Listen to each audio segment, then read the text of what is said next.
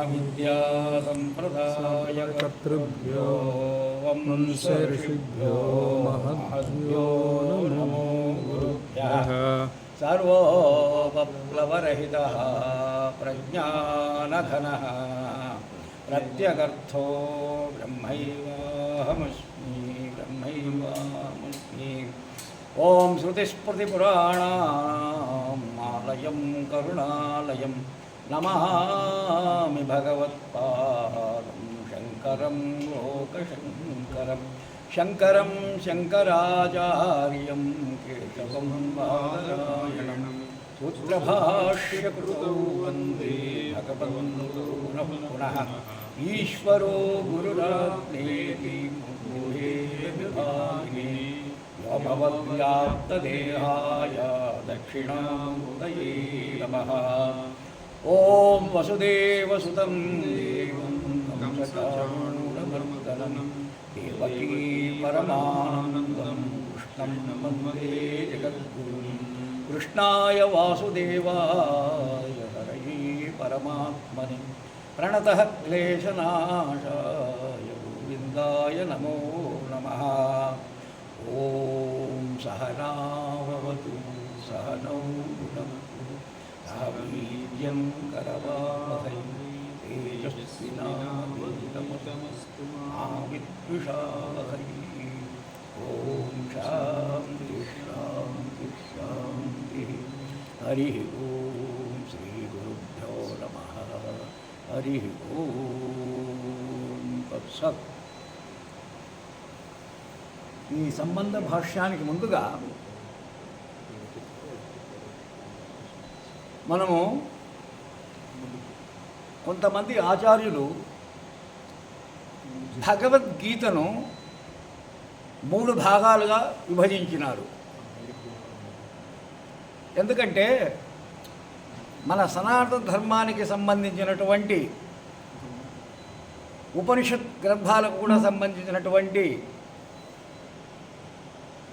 తత్వమసి అనేటువంటి మహావాక్యము, ఆ తత్వమసిలో ఉన్నటువంటి తత్ అనే పదము మొదటి పదము, త్వం అనేటువంటి రెండవ పదము, అసి అన్నటువంటి మూడవ పదము, ఈ 3 పదాలను విపులీకరించడానికి మొదటి షట్కము 1 అధ్యాయం నుండి 6వ అధ్యాయం వరకు ప్రథమ షట్కము, తర్వాత 7 నుండి 12 దాకా మరి రెండవ షట్కము, తర్వాత 13 నుండి 18 దాకా మూడవ షట్కము అని తత్వమసి తత్ త్వము అసి. మొదటి షట్కము తత్పద విపులీకరణము, రెండవ షట్కము తత్పద విపులీకరణము విశ్లేషణము, మూడవది అసి, రెండిటికి సమన్వయం అన్నమాట, అసి పదము. ఈ విధముగా భగవద్గీతను కొంతమంది ఆచార్యులు ఇలా అంటున్నారు, అందరు అనరు, కొందరు అంటున్నారు. అయితే అది కూడా మనం స్వీకరించాలి, తప్పేం లేదు. ఎందుకంటే జీవుడి తత్వము చెప్తున్నాడు కదా మొదటి అధ్యాయంలో, అర్జున విషాద యోగము, తర్వాత జీవుడు ఏం చేయాలి ఇదంతా ప్రథమ షట్కంలో అంతా చెప్పినారు. రెండవ షట్కంలో ఉపాసన భక్తి 12 నుండి 7 నుంచి 12 దాకా ద్వితీయ షట్కము, అది భక్తితత్వం తత్పదాన్ని గురించి చెప్పినాడు. ఇది ఏంటి విశ్వరూప సందర్శన యోగం, ఇదంతా దాంట్లో వచ్చేస్తుంది రెండవ షట్కంలో. ఆ మూడవ షట్కంలో ఈ రెండింటికి సమన్వయం అన్నమాట, కలయిక యోగం. తత్కు త్వంకు అసి అనే పదము అది సమన్వయము, తత్వ సమన్వయాత్ అనేటువంటి బ్రహ్మసూత్రం ప్రకారము అది చెప్పినారు అని కొందరు ఆచార్యుల అభిమతము. కనుక మనము దీన్ని బాగా అర్థం చేసుకోవాలి. అయితే నేను నిన్న చెప్పినాను మీకు చూచాయగా, అర్జున విషాదము యోగం ఎందుకయింది? విషాదము యోగం కాలేదు, ఎవరు నమ్మరు. ఇప్పుడు మనం కూడా ఏడుస్తున్నాము, అర్జునుడు కూడా ఏడ్చినాడు, బాధపడినాడు, దుఃఖపడినాడు. ఆయన బాధపడితే యోగమైంది, మనం కూడా ఏడుస్తున్నాం కదా విషయ వికారాల కోసం, విషయాల కోసం. మన యోగం కావడం లేదు ఎందుకు? ఆయన బాధపడితే, ఆయన ఏడిస్తే యోగం ఎందుకయింది అంటే, దీని అభిప్రాయం ఏమిటంటే, అర్జునుడు దేనికోసం బాధపడ్డాడంటే తన కోసం కాదు, భగవంతుని కోసం బాధపడ్డాడు. నాకు శాంతి కావాలి, భగవత్ప్రాప్తి కావాలి, ఆత్మజ్ఞానము కావాలి అనే దానికోసం తాపత్రయపడ్డాడు. కాబట్టి భగవంతుని కోసం మనం ఏడ్చినా అది కూడా యోగం అవుతుంది అని తాత్పర్యం. భక్తులందరూ మీకు భక్తుల చరిత్రలో కూడా మీకు తెలిసే ఉంటుంది. రామదాసు కూడా చాలా బాధపడ్డారు. రాముణ్ణి తిట్టినాడు కూడా ఒకసారి ఒక చోట. ఎవడబ్బా సొమ్మని రామచంద్ర అని ఒక పాటలో, చితమ్మకు జయిష్టి చింతాకూపకము రామచంద్ర అని మీ మామ పంపాడా లేకుంటే మీ జలకర ఈయన మా తండ్రి పంపాడా, ఎవరబ్బా సొమ్మ అని ఈ విధంగా అంటే బాధపడ్డారు. దేవుని కోసం, దేవుని ప్రాప్తి కోసం బాధపడ్డారు. దేవుడి ప్రాప్తి కోసము బాధ కలిగినా కూడా ఆ బాధ కూడా ఒక యోగంగా మారడానికి అవకాశం ఉన్నది. కానీ మనమందరము దేవుడి కోసం బాధపడడం లేదు, విషయాల కోసం బాధపడుతున్నాము, శబ్ద స్పర్శ రూప రసగంధాల కోసం. అందుకే మన ఏడుపులు యోగాలు కావడం లేదు. కాబట్టి మనము ఏది చేసినా పరమాత్మ కోసము, ఆత్మజ్ఞానము కోసము, ఆత్మ సాక్షాత్కార కోసం మనం ప్రయత్నం చేయాలి. నవ్వినా దానికోసమే, ఏడిచినా దానికోసమే, కర్మ చేసినా దానికోసమే, కర్మ చేయకున్నా దానికోసమే. ఈ విధంగా ప్రతి క్షణము ఒక యోగంగా మార్చుకోవాలి అని తాత్పర్యము. కాబట్టి ఇక్కడ చూడండి, సంబంధ భాష్యంలో చెప్పండి. ఓం నారాయణ పరః అవ్యక్తాత్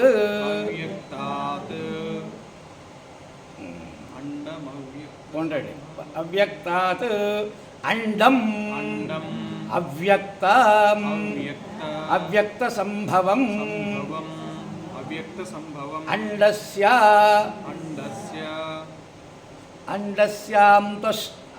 ఏముంది అక్కడ, అండస్య అంతస్తు ఇమే లోకాః సప్తద్వీపా చ. తర్వాత ఏమో స్వామి, సప్తద్వీపా చ మేదిని.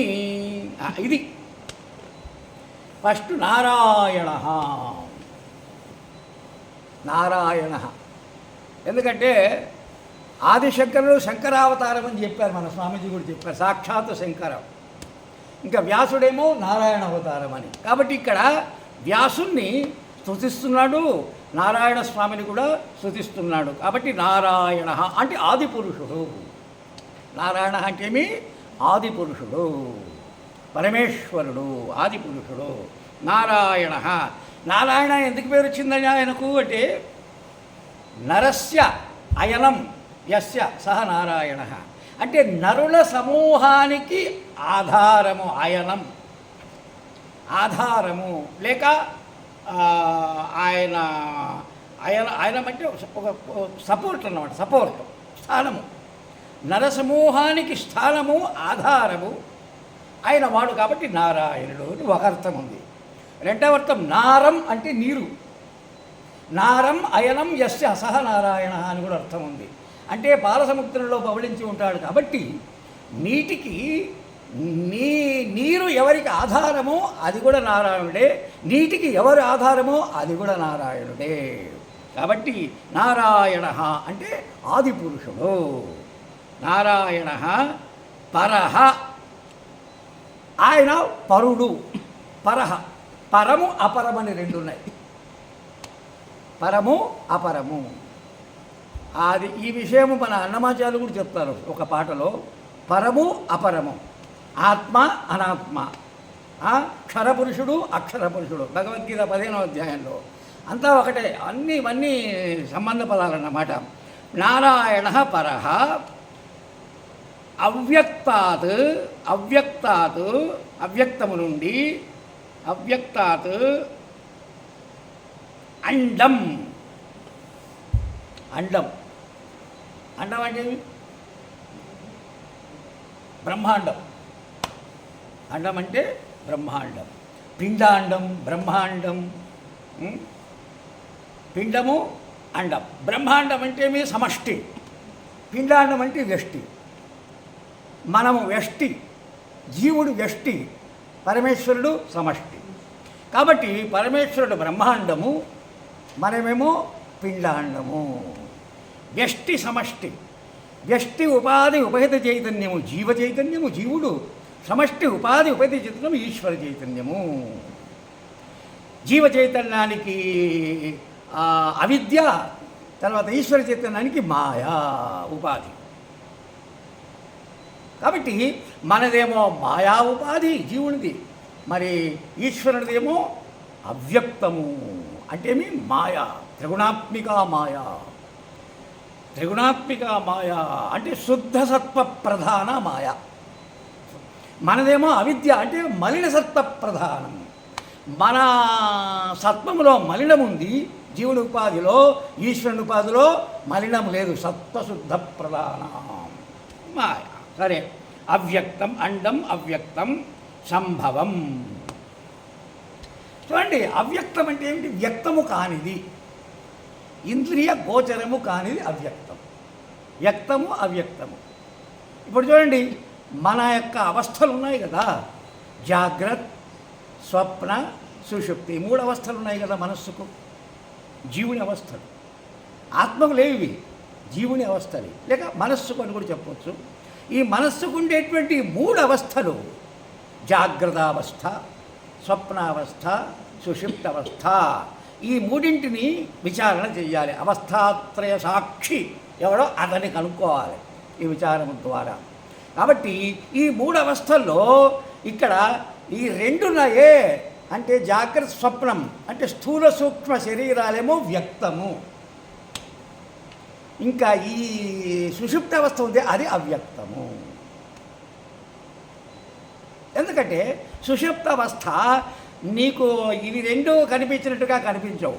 స్థూల శరీరము స్థూలంగా కనిపిస్తుంది, సూక్ష్మ శరీరంగా సూక్ష్మంగా కనిపిస్తుంది. కారణ శరీరము అది అది అది సాక్షికి భాష్యమవుతుంది, సాక్షి భాష్యం. అందుకనే నేను హాయిగా నిద్రపోయాను, పడుకున్నాను అనేటువంటి భానంగా మనకు కలుగుతుంది.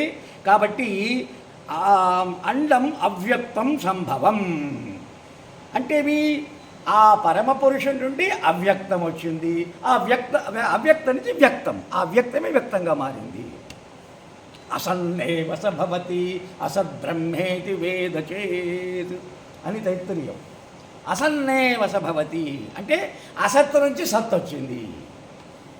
వచ్చిందంటే ఏమి అంటే అవ్యక్తమే అసత్తు, అవ్యక్తమే సత్తుగా భాషించిందన్నమాట.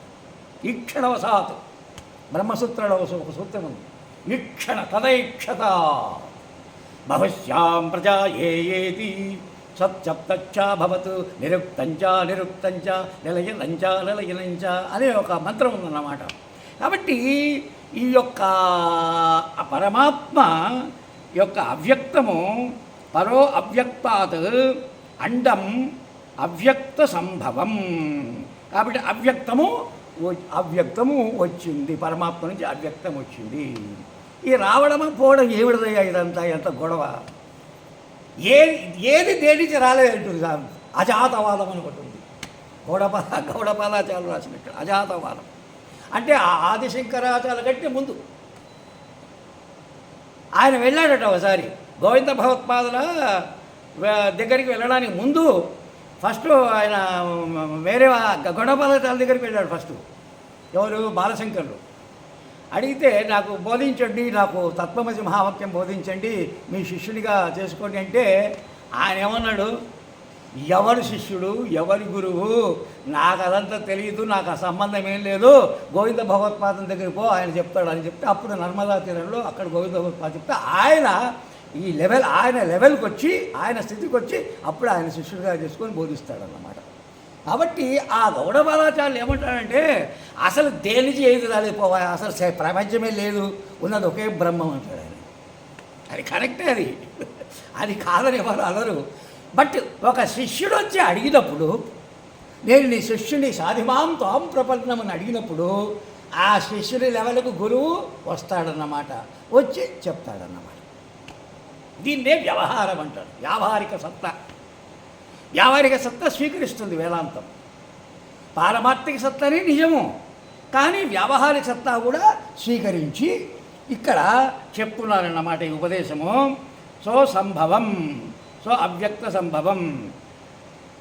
తర్వాత ఏం స్వామీజీ? అండస్య అంతస్తు అండస్య అంతస్తు ఇమే లోకాః సప్తద్వీపాః. ఈ అండము యొక్క అంతః లోపల ఇవన్నీ ఉన్నాయంట. ఏవేవి? ఇమే లోకాః, ఈ లోకాలన్నీ. ఈ లోకాలంటే ఏ లోకాలు? భూర్భువః స్వః, భూర్భువస్వ ఓం భూభువః స్వః, జనః తపః సత్యం అని పైవి 7, కిందివి కూడా అతల వితల సుతల రసాతల పాతాలని, ఇవన్నీ 14 లోకాలు. చతుర్దశ భువనాని సంభవంతి. కాబట్టి ఇమే లోకాః అవేవి అంటే సప్తద్వీపా అంటున్నాడు ఇక్కడ. మళ్ళీ 7 ద్వీపాలు. సారీ, సప్తద్వీపాః సప్తద్వీపా వసుంధరా అని శాస్త్ర ప్రమాణం. మనం ఏది చెప్పినా శాస్త్ర ప్రమాణం ద్వారా వెళ్ళాల్సిందేనండి. వాళ్ళ ఎల్లన చెప్పినాడు పుల్లన చెప్పినట్టే వినం మనం. ఎందుకంటే మనం సంప్రదాయాన్ని పాటిస్తున్నాము, ఒక శాస్త్రాన్ని ప్రమాణంగా స్వీకరించినాం. కాబట్టి ఆ శాస్త్రం ఏం చెప్తుందో ఆ శాస్త్ర ప్రకారంగానే వెళ్ళాలి. అప్పుడే మనకు ముక్తి, అప్పుడే మనకు శాంతి. ఆయన చెప్పాడండి, మా గురుగారు చెప్పాడు, మల్లన్న చెప్పాడంటే అది జాంతానై. కాబట్టి సప్తద్వీపా వసుంధర సప్తద్వీపాచ మేదిని. సప్తద్వీప మేదిని. మేదిని ఏంటేమి? భూమి. భూమిరజలాలంతా భరా విశ్వం భరా స్థిరా అని భూమికి అమరకోశంలో చాలా పేర్లు ఉన్నాయి. మేదిని అంటే మీ పేరు ఎందుకు వచ్చిందంటే భూమికి వాళ్ళు ఉన్నారు కదా 2 రాక్షసులు, వాళ్ళ పేరేం పేరు? వాళ్ళు ఎవ్వరు దేని ద్వారా సావరన్నమాట. వాళ్ళు అలాంటి పొందారు బ్రహ్మ దగ్గర. వాళ్ళ పేర్లు ఏమో ఉంది. అయితే మరి నారాయణుడు అడుగుతాడు, మరి మీకు దేని వల్ల తెస్తానంటే ఏమీ లేదు, నేను ఈ సముద్రం యొక్క ఫేనం ఉంది కదా, నురుగు దాని చేత మేము తెస్తామంటారు. మీ చక్రం పనిచేయదు, మీ గద పనిచేయదు. సరే, అప్పుడు ఆయన ఈ ఊరువులు తొడలు పెంచుతాడన్నమాట. సముద్రమంతా పెంచేస్తాడు నారాయణుడు. ఎందుకంటే సర్వవ్యాపకుడు కాబట్టి ఆయన విష్ణుడు వ్యాప్తవు అనే ధాతు వల్ల విష్ణు అనే శబ్దం ఏర్పడుతుందయ్యా. అంటే ఆ విష్ణు స్వరూపాన్ని ప్రదర్శించి ఊరువులు తొడలను పెంచి వాళ్ళిద్దరిని తొడల మీద కూర్చోబెట్టి ఆ దీంతో నురుగుతో వాళ్ళను చంపేస్తాడన్నమాట. ముక్తినిస్తాడు ఆ ఇద్దరు రాక్షసులు. కాబట్టి అప్పుడు ఆ చంపినప్పుడు వాళ్ళ యొక్క మేధస్సు ఉంది కదా, దాంట్లో ఉండి అది కాలి భూమి మీదంతా ఇదైపోయింది అన్నమాట. కాబట్టి మేదిని అని పేరు వచ్చింది. ఇది పురాణ గాథ, ఇదొక పురాణ గాథ ఇది. కాబట్టి సప్తద్వీప మేదిని ఈ యొక్క భూమి వచ్చిందయ్యా. తర్వాత భూమి వస్తే మనకేమి అంటే ఇక్కడ చెప్తున్నాడు,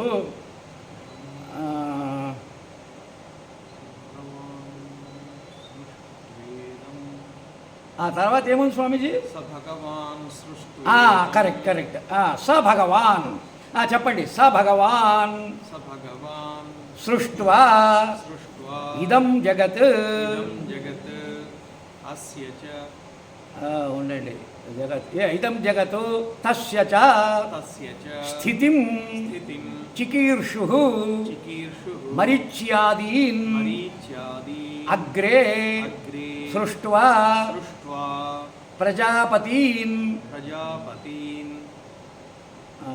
ప్రవృత్తి లక్షణం ధర్మం గ్రాహయామాస వేదోక్తం. అమ్మయ్య, వేదోక్తం గ్రహయామాస. ఇది ఆ భగవంతుడు ఏం చేశాడంటే ఈ సప్తద్వీప మేదిని వచ్చిన తర్వాత భగవాను సృష్టించిన తర్వాత హ్యావింగ్ క్రియేటెడ్ ఇదం జగత్, ఈ జగత్తుని ఇవాళ స్వామి చెప్పారు కదా, ఇదం అహం అని 2 ఉన్నాయండి. అహము అంటే నేను, ఇదం అంటే జగత్తు.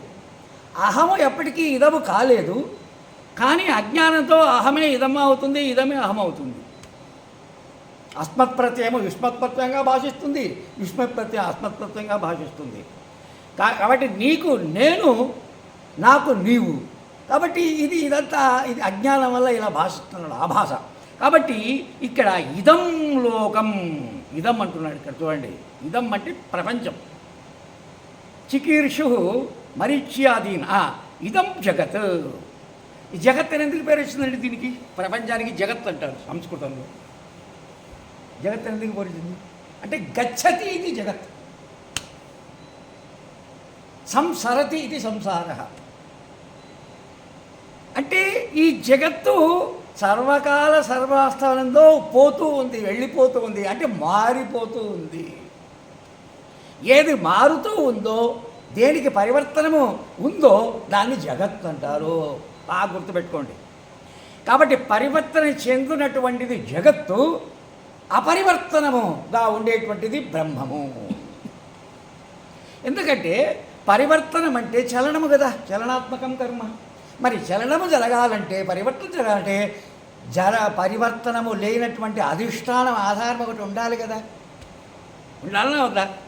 ఇప్పుడు రైలు కదులుతుందండి, ఒక స్టేషన్ నుంచి ఇంకో స్టేషన్కు రైలు కదులుతుంది, కానీ పట్టాలు ఆధారం కదలకుండా ఉండాలి, అప్పుడే రైలు కదలిక ఏర్పడుతుంది. అలాగే ఇక్కడ కూడా జగత్తు నిరంతరము పరివర్తనం చెందుతుంది కాబట్టి ఈ నిరంతరము అనిత్యము, కాబట్టి దీన్ని అనిత్యం అన్నారు. ఈ జగత్ అనిత్యము. ఎందుకంటే ఇది ప్రతి క్షణము అనుక్షణము పరివర్తనం చెందుతూ ఉంది.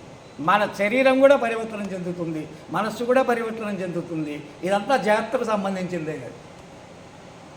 కాబట్టి ఇదంతా అశాశ్వతము. అశాశ్వతమైన దాని వెంట మనం వెళ్ళకూడదు. ఏది శాశ్వతమో దాని వెంట వెళ్ళాలి, దాన్ని పట్టుకోవాలి, దాన్ని విచారణ చేయాలి. కాబట్టి ఇక్కడ సృష్ట్వా ప్రజాపతి జగత్ సృష్ట్వా జగత్ తస్య చ స్థితిం, దాని తర్వాత సృష్టి స్థితి లయం, ఈ మూడు ఉంటాయి ఈ జగత్తు. ఈ జగత్తుకు బ్రహ్మ విష్ణు మహేశ్వరుడు. అంటే ఆ చైతన్యమే బ్రహ్మాజీ రూపంలో సృష్టి చేస్తాడు, ఆ చైతన్యమే విష్ణు రూపంలో రక్షిస్తాడు స్థితి, తర్వాత ఆ చైతన్యమే మళ్ళీ రుద్ర రూపంలో లయం చేస్తాడు. సృష్టి స్థితి లయములు. సృష్టి చేయాలంటే తెలివి కావాలి, ఆ తెలివిని సరస్వతీదేవి అంటారు. కాబట్టి బ్రహ్మకు సరస్వతీది కరెక్ట్గా ఉంది. తర్వాత సృష్టించిన తర్వాత రక్ష చేయాలంటే డబ్బు కావాలి, ధనము, అదే లక్ష్మి, ధనలక్ష్మి, మహాలక్ష్మి, కాబట్టి ఆ కరెక్ట్ ఉంది. తర్వాత లయం చేయాలంటే శక్తి కావాలి, ఆ శక్తే పార్వతి, కాబట్టి ఇద్దరికి పార్వతి. బ్రహ్మ విష్ణు మహేశ్వరులు, తర్వాత సరస్వతి, లక్ష్మి, పార్వతి. ఇదన్నమాట ప్రాసెస్. కరెక్ట్ అంతా సరిగ్గా సవ్యంగానే ఉంది, అంతా అపసవ్యంగా ఏమీ లేదు. ఒకవేళ ఉంటే అది మన మనసులో ఉండాల్సిందే అపసవ్యం. కాబట్టి ప్రవృత్తి లక్షణం సృష్ట్వా మరీచ్యాదీన్ తస్య స్థితిం చికీర్షు. చికీర్షు అంటే నిశ్చయించిన వారై మరీచ్యాదీన్, మరీచి ఇత్యాది ప్రజాపతులను సృష్టించినాడు. ప్రజాపతి, అత్రి, మరీచి వీళ్ళంతా ఉన్నారు, ఎంతోమంది ఉన్నారు. కశ్యప ప్రజాపతిని, ఆ ప్రజాపతి పేర్లు చాలా ఉన్నాయి. అంటే వాళ్ళు కూడా మారుతూనే ఉంటారు. ప్రళయం సమయంలో వాళ్ళు ఆ ప్రజాపతి పోతాడు, ఇంకొకడు వస్తాడు, ఆయన పోతాడు, ఆయన ఒక 70 యుగాలు ఏదో ఉంది ఆ నంబరు, అంతవరకు ఉంటారు. తర్వాత వాళ్ళు మారుతారు, మళ్ళీ ఇంకొకరు వస్తారు, మారుతుంటారు, వస్తుంటారు. ఈ మార్పు అనేది సృష్టి సహజం. ఇది దేనికి మార్పు ఉన్నదో, ఏది మార్పు చెందుతున్నదో అది అనాత్మ, అది ప్రకృతి. త్రిగుణాత్మక ప్రకృతి అనాత్మ. దానిని చూసేవాడు, దాన్ని తెలుసుకునేవాడు, దాన్ని ప్రకాశింపజేసేవాడు, దానికి అధిష్టానమైన వాడు అది నీవు, అది నేను, అది పరమాత్మ తత్వమసి. కాబట్టి ఈ రకంగా ప్రజాపతీన్ అగ్రే సృష్ట్వా అంటే ఫస్ట్ మనుషులను సృష్టించలేదు, ఈ ప్రజాపతులు సృష్టించారు అగ్రే. ఎందుకంటే వాళ్ళు మనుషులను, పశుపక్షాలను వాళ్ళు సృష్టించారు ప్రజాపతులు. ఈ దక్ష ప్రజాపతి, దక్షుడు కూడా ఒక ప్రజాపతి, అది పెద్ద కథ ఉంది కదా. మరి మీరు పురాణాలు చదివితే పురాణాల్లో ఉంది. ఆ దక్ష ప్రజాపతి అఘటన సమర్థుడు ఆయన. ఆయన ఎవరి చేత కూడా చావు లేనటువంటి వరాన్ని పొందినాడు. అంటే శివుని చేత కూడా చావు లేదు ఆయన. కాబట్టి అదొక పెద్ద కథ ఉంది. కాబట్టి ఈ రకంగా అగ్రే సృష్ట్వా ప్రజాపతులను సృష్టించిన తరువాత ప్రజాపతీన్ ప్రవృత్తిలక్షణం ధర్మం గ్రాహయామాస. చూడండి, ప్రవృత్తి లక్షణమైనటువంటి ధర్మాన్ని సృష్టించాడు. గ్రాహయామాస. ప్రవృత్తి ధర్మం అంటారు.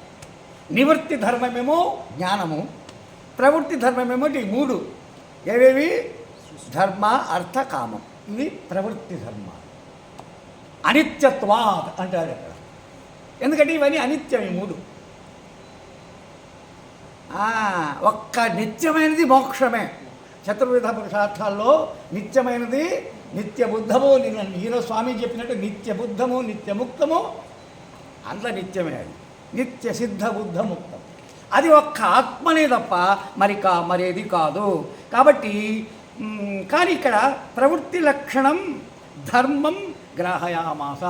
ప్రవృత్తి లక్షణమైనటువంటి ధర్మాన్ని, అంటే ధర్మార్థ కామములను సృష్టించాడు.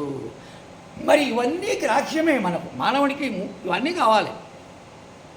చతుర్విధ పురుషార్థాల్లో మోక్షమే నిత్యం అయినప్పటికీ ఈ మూడింటిని కూడా మనము స్వీకరించాల్సిందే మొట్టమొదలు. ఎందుకంటే ధర్మయుక్తమైనటువంటి అర్థము, ధర్మయుక్తమైనటువంటి కామము మోక్షానికి దారితీస్తాయి. కాబట్టి ఇవన్నీ గ్రాహ్యమే మనిషికి, జీవునికి. అందుకనే ఈ నాలుగు పురుషార్థాల్లో దేన్ని కించపరచలేదు శాస్త్రం. అంటే దేనికి ఉండే విలువ దానికి ఉంది, అంతేనే కదా. దేనికి ఉండే విలువ దానికి ఉంది. ధర్మానికి ఉండే విలువ ధర్మానికి ఉంది, అర్థానికి ఉండే విలువ అర్థానికి ఉంది, కామానికి ఉండే విలువ కామానికి ఉంది. ఇంకా మోక్షము అది ఈ మూడింటికి ఆధారము, అతీతమైనటువంటిది. అది నిత్య పురుషార్థము, అది నిజమైన పురుషార్థం, అదే మోక్షము. అది దాని గురించి స్వామీజీ ఉపనిషత్తులో చెప్తున్నాడు, ఈశావాస్య ఉపనిషత్తులో. అది నివృత్తి లక్షణం అంటారు దాన్ని. ఇప్పుడు ప్రవృత్తి లక్షణ సంగతి చెప్తున్నాడప్ప. కాబట్టి ధర్మం గ్రహయామాస చేసి ఏం చేస్తున్నాడయ్యా? వేదోక్తం. ఆ ప్రవృత్తి లక్షణం కూడా వేదోక్తమే అంటున్నాడు. అంటే వేదాన్ని అనుసరించి ఉన్నది కూడా ప్రవృత్తి. అంటే ఇప్పుడు చెప్పాను కదా, ధర్మయుక్తమైనటువంటి కామము, ధర్మయుక్తమైనటువంటి అర్థము మోక్షానికి దారితీస్తాయి. కాబట్టి వేదోక్తమే అది కూడా. ఇప్పుడు చూడండి, ఒక చోట శాస్త్రంలో ఏం చెప్పినారంటే బ్రహ్మచర్యాద్వా వనీ భుక్త్వా ప్రవ్రజే సన్యసేద్ అని. అంటే నువ్వు బ్రహ్మచర్యం నుంచి డైరెక్ట్గా సన్యాసి కావచ్చు, వనీభూత్వ అంటే వానప్రస్థాశ్రమం నుంచి సన్యాసం తీసుకోవచ్చు, గృహీభూత్వ గృహస్థుడై కూడా సన్యాసం తీసుకోవచ్చు. అది నీ యొక్క యోగ్యతను బట్టి ఉంటుంది. కొందరు డైరెక్ట్ బ్రహ్మచర్యం నుంచే సన్యాసం తీసుకున్న వాళ్ళు కూడా ఉన్నారు. వాళ్ళు తక్కువ, అరుదుగా ఉన్నారు. అయితే గృహస్థులై సన్యాసం తీసుకున్న వాళ్ళు ఎక్కువ ఉన్నారు, ఎక్కువ శాతం ఉన్నారు. ఎలాగైనా సరే చివరికి పరమ పురుషార్థమైనటువంటి నిత్యమైనటువంటి మోక్షానికి చేరుకోవాల్సిందే, తప్పదు. అయితే ఈ మూడింటిని తక్కువ అని కాదు ఇక్కడ, తక్కువ అంచనా వేయడం లేదు. ఎందుకంటే దేనికి ఉండే విలువ దానికి ఉంది. కాబట్టి ధర్మయుక్తమైనటువంటి అర్థము, ధర్మయుక్తమైనటువంటి కామము అది మోక్షాన్ని ప్రసాదిస్తుంది మనకు. ఇప్పుడు గృహస్థాశ్రమే లేకుంటే మేము సన్యాసులంగా యాడికి పుడతామయ్యా చెప్పండి. కాబట్టి దానికి ఉండే విలువ దానికి ఉంది. సద్గృహస్థుల వల్లనే కదా సన్యాసులు ఉద్భవించేది. కాబట్టి దానికి ఉండే విలువ దానికి ఉంది. అది అనిత్యమే అయినప్పటికీ దానికి ఒక విలువ ఉంది. వ్యావహారిక సత్తా అంటారు దాన్ని. వ్యావహారిక సత్తా స్వీకరిస్తుంది వేదాంతం. వ్యావహారిక సత్తాలోనే ఇవన్నీ జరుగుతున్నాయి. ఈ ఆశ్రమాలు కట్టడము, స్వామీజీలు రావడము, ఉపన్యాసాలు చెప్పడము, శిష్యులు చేసుకోవడం, గురువులు చేసుకోవడం, ఇదంతా వ్యావహారిక సత్తా ఇదంతా. కాబట్టి ఈ ప్రవృత్తి లేకుంటే నీకు అసలు ఏమి ఉండదు. అసలు ఆయన చెప్పినట్టుగా, గౌడపాదాలు చెప్పినట్టుగా, నాకు శిష్యులు లేదు, గురువు లేదు, పోవయ్యా అక్కడికి గోవింద భగవత్పాదాలు చెప్తాడు, పంపించినాడు అక్కడికి. ఎందుకంటే ఆయన ఎప్పుడు తన స్థితిలో తాను ఉంటాడు, అవ్యక్త స్థితిలో. ఆయన తాను తప్ప, తన స్వరూపం తప్ప ఏది కనిపించదు, కిందికి రాడన్నమాట ఆయన. కాబట్టి వేదోక్తమైనటువంటి ప్రవృత్తి లక్షణమైనటువంటి ధర్మార్థ కామాలను కూడా మోక్షంతో పాటు సృష్టించాడు. అయిందా? తతః చెప్పండి. అన్యాన్ అన్యాంచ సనక సనందాదీన్ సనక సనందనాదీన్ ఉత్పాద్య నివృత్తి లక్షణం ధర్మం జ్ఞాన వైరాగ్య లక్షణం గ్రాహయామాస. చూడండి ఎంత బాగా చెప్తున్నారు, ఎంత బాగా చెప్తున్నారు చూడండి సంబంధ భాష్యము. తర్వాత ఏం చేశారు, వేదోక్తమైనటువంటి ప్రవృత్తి ధర్మము సృష్టించిన తర్వాత తతః అంటే దాని నుండి అన్యాంచ వేరేవి ఏవేవి అంటే సనక సనందనాది. వీడు బ్రహ్మమానస పుత్రుడు, వీడు సనక సనందన సనత్సుజాత, ఇంకెవరు స్వామిజీ నలుగురు, సనత్ కుమార, ఈ నలుగురిని సృష్టించారు. అంటే వీరు బ్రహ్మ మానసపుత్రులు, ఆయన సంకల్పించిన వీళ్ళు ముగ్గురు జన్మించారు. ఈ నలుగురు సనక సనందన సనత్ కుమార సనత్సుజాత. సనత్సుజాత ఏమైనా గ్రంథం ఉంది, వేదాంత గ్రంథం, బ్రహ్మాండమైన గ్రంథం అది. సనత్సుజాతుడు చెప్పినటువంటి వేదాంతం అది, సనత్సుజాతీయము. కాబట్టి వాళ్ళంతా బ్రహ్మమానస పుత్రులు కాబట్టి వాళ్ళు పుట్టుకతోనే బ్రహ్మజ్ఞానులు అయిపోయినారు. వాళ్ళు పుట్టుకతోనే బ్రహ్మజ్ఞానులు అయిపోయినారు. కాబట్టి ఎప్పుడు కౌమార అవస్థలో ఉండేవాళ్ళు. వాళ్ళే విష్ణు దర్శనానికి వెళ్తే జయ విధులు వాళ్ళు లోపలికి పోనివ్వకుంటే మీరు రాక్షసులుగా పుట్టండి అని శాపం ఇచ్చినారు. వాళ్ళే 3 జన్మల్లో ముగ్గురుగా జన్మించినారన్నమాట. మొదటి హిరణ్యకశిపుడు, రెండవదేమో ఎవడు మన ప్రహ్లాదుని తండ్రి పేరు ఏం పేరు స్వామి, హిరణ్యకశిపుడు, హిరణ్యాక్షుడు, రావణ కుంభకర్ణులు, తర్వాత శిశుపాల దంతవక్తుడు. ఈ విధంగా అదంతా అయిపోయిన కథలేండి, అది మీకు తెలుసు. నివృత్తి లక్షణం సనక సనందాదీన్ ఉత్పాద్య అంటే పుట్టించిన తరువాత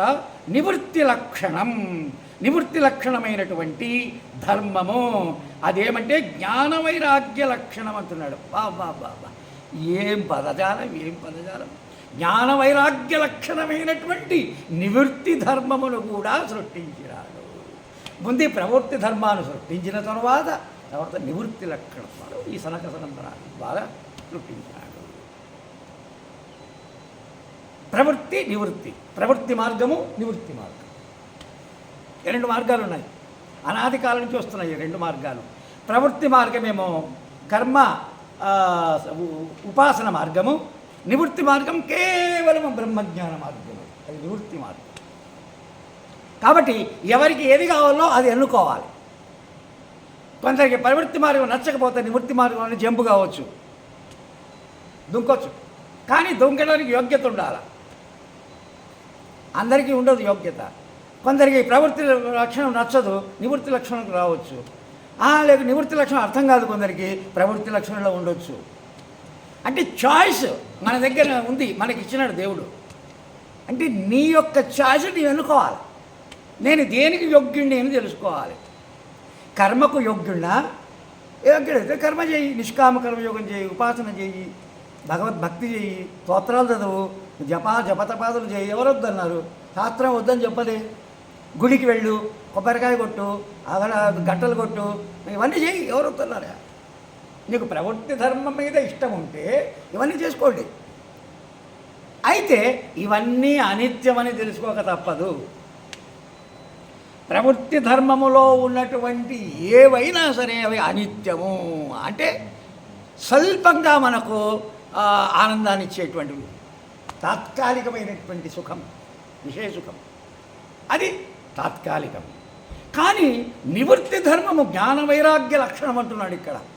అంటే జ్ఞానము వైరాగ్యము, వివేక వైరాగ్యముల ద్వారా కలిగేటువంటి ఏ బ్రహ్మజ్ఞానమైతే ఉన్నదో గురుకృపతో అది నిత్యం, అది నిత్యానందము, బ్రహ్మానందము, శాశ్వతానందం.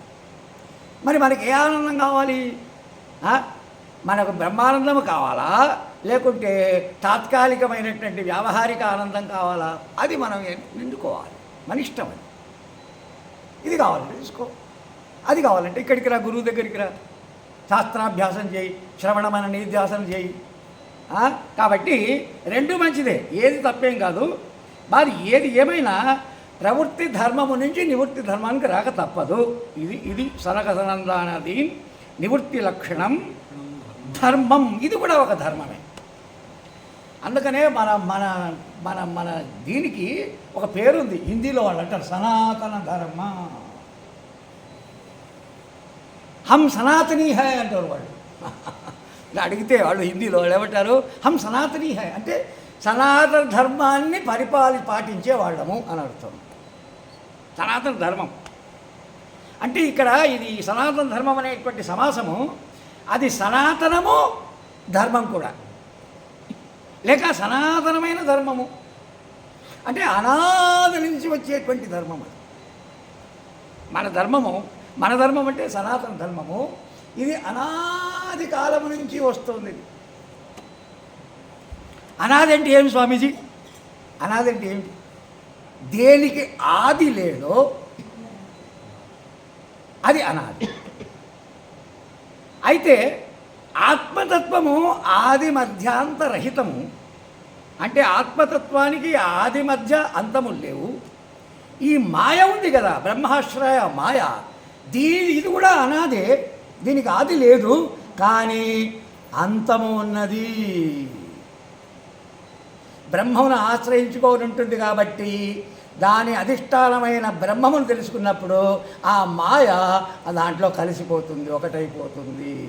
కాబట్టి మాయకు అంతం ఉంది, మా జ్ఞానానికి అంతము లేదు. అనంతానంద, అఖండానంద. కాబట్టి ఈ రకంగా ఉత్పాద్య ధర్మం గ్రహయామాస చేసినాడు. చేసిన తర్వాత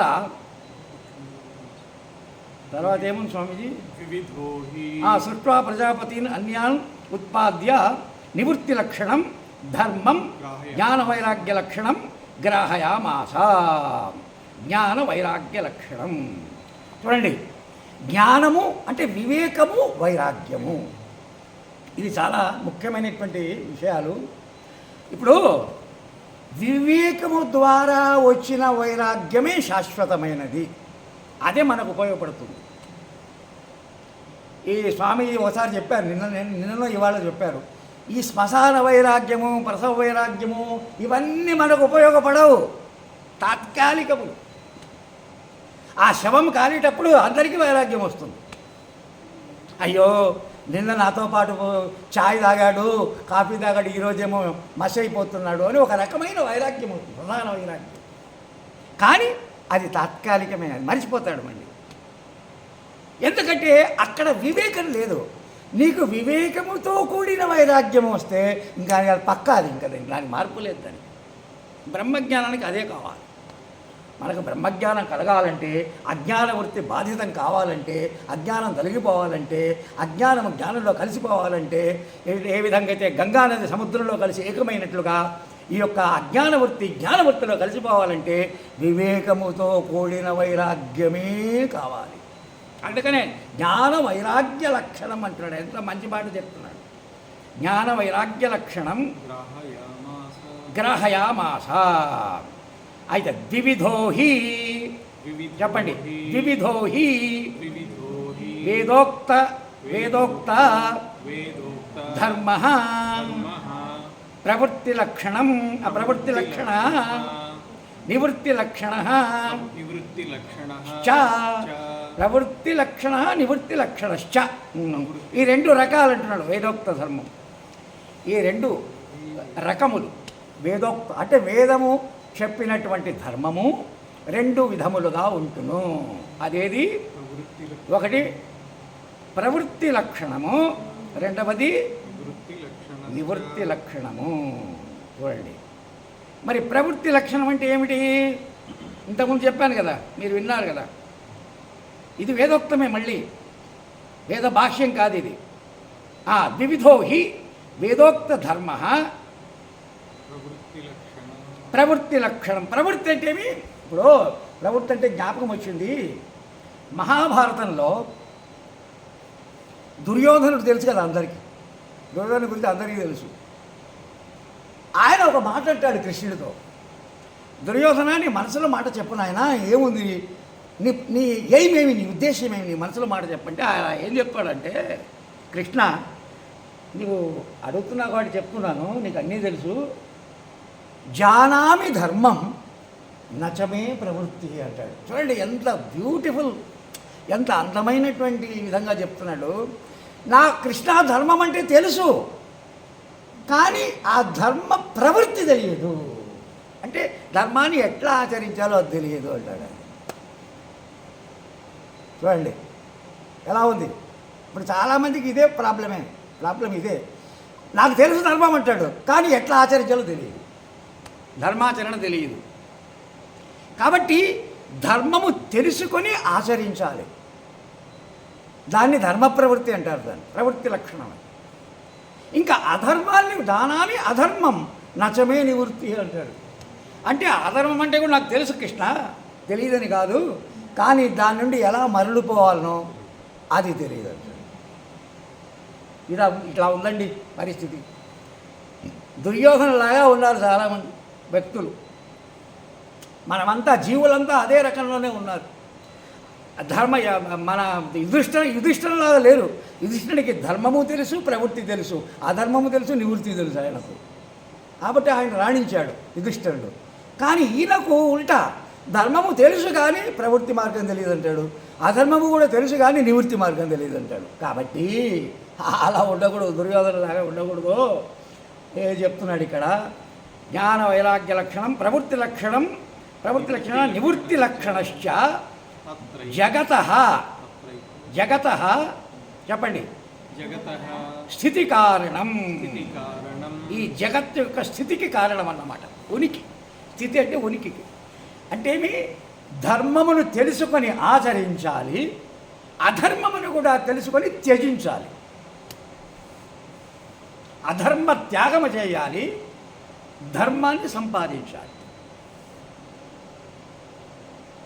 ఆ ధర్మానికి అసలైనటువంటి లక్షణము భగవద్గీతలో భగవంతుడు కృష్ణుడు చెప్పాడు, స్వధర్మ పాలన అంటాడు. ఒకటే మాట, అది నిజమైన ధర్మం.